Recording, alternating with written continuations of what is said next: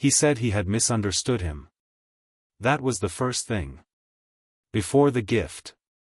Before the White House. Before the moment that made the room go quiet in a way that Ireton was still struggling to describe days later. Before any of it, there was that admission. Simple and unprompted and delivered in the particular tone of a person who has decided that honesty is more important than appearances. He said he had misunderstood Shohei Ohtani. And then he explained what he meant. And by the time he finished, the people listening understood that what Ireton had misunderstood was not Ohtani's ability. Not his dedication. Not his work ethic or his competitive nature or any of the measurable qualities that the baseball world has spent years cataloging and celebrating. What Ireton had misunderstood was something quieter than all of that. Something that only revealed itself in a moment that nobody had planned for and nobody had staged and nobody, least of all Ohtani himself, had intended to become a story. The White House visit had been scheduled for weeks. These things do not happen spontaneously. There are logistics and protocols and coordination between multiple organizations that have to agree on timing and format and the specific shape the event will take. By the time a group of players boards a bus toward Pennsylvania Avenue, everything that can be planned has been planned. What cannot be planned is what happens in the hours before. Ireton became aware of what Ohtani had done the morning of the visit. Not from Ohtani directly. That is an important detail. Ohtani had not announced it or mentioned it or brought it up in any group setting. Ireton found out the way people find out about things that were never meant to be found out. Through a quiet word from someone who had been present. Through the kind of accidental disclosure that happens when a gesture is too significant to stay entirely contained. He was told that Ohtani had prepared something. That he had brought it with him that morning without drawing attention to it. That it had been wrapped in the manner of traditional Japanese gift-giving, which is itself a form of communication. The wrapping is not decoration in the way that Western gift wrapping is decoration. It is part of the message. The care taken with the outside tells you something about the intention behind the inside before the inside is ever revealed. Ireton said that when he first heard about it, he did not fully understand what he was being told. The gift itself was quintessentially Japanese. That phrase belongs to Ireton. He used it twice in the conversation that later became public. Once when he was still processing what he had learned, and once when he had settled into the full weight of what it meant. The object was not expensive in the conventional sense. It was not the kind of gift that announces its value through size or brand or the particular shine of something that costs more than it needs to. It was the kind of gift that requires knowledge to appreciate. The kind that communicates, through its very existence, that the person who gave it had thought carefully about the person receiving it. Had considered them. Had spent time in the specific mental space of what this particular person might value, not what a person in their position typically receives. Ireton said that when he finally held it, he stood with it for a moment longer than he expected to. He said it felt considered. That was the word he used. Considered. Not generous in the broad impersonal way that wealth makes generosity easy. Considered in the specific, quiet, effortful way that has nothing to do with money and everything to do with attention. He said that was the first moment he realized he had been wrong about something. The second moment came shortly after.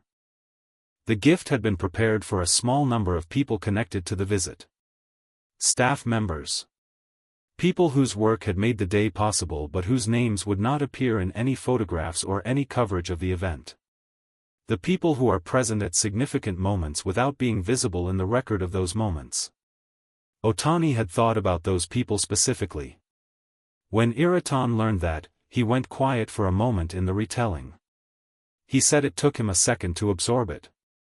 Because the instinct, when a person of Ohtani's profile prepares a gift in the context of a White House visit, is to assume the gift flows upward. Toward the powerful. Toward the people whose attention and goodwill carry strategic value. That is how these things typically work. That is the grammar of these situations. Ohtani had reversed the grammar entirely. The gifts went to the people whose names nobody would remember from that day. The people who had arranged the chairs and confirmed the schedules and stood in corridors making sure everything ran the way it was supposed to run. Those were the people Ohtani had thought about in the days before the visit when he was deciding who deserved to receive something from him. Ireton said that when he understood that, the word he had been reaching for finally arrived. He said it was grace. Not performance. Not strategy. Grace. The moment with the name came last. It happened in the final preparation before the gifts were distributed. Someone involved in the coordination, trying to be thorough, trying to make sure every detail was handled correctly, suggested that Ohtani's name should be included. A card, perhaps. Or an inscription. Something that identified the gift as coming from him, that gave the recipients the full context of what they were holding and who had thought to give it to them. It was a reasonable suggestion. A logical one. The kind of detail that a thoughtful coordinator would raise because it makes the gesture more complete, more legible, more officially recorded as an act of generosity from a specific person. Ohtani said no. Not sharply. Not with the kind of refusal that draws attention to itself and becomes its own statement. He said it quietly and he said it once and he did not elaborate extensively. He simply indicated that he did not want his name attached to it. That the gift was for the people receiving it and his name on it would change what it was. Would make it about him in a way that was not the point. Ireton said he was standing close enough to observe that moment. He said he did not say anything immediately after. He waited until later.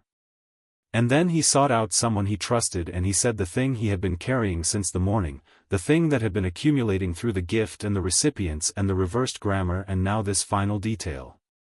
He said he told that person that he had spent time forming a picture of Ohtani based on everything visible. The achievements, the records, the image that exists in the public space around a person of that profile.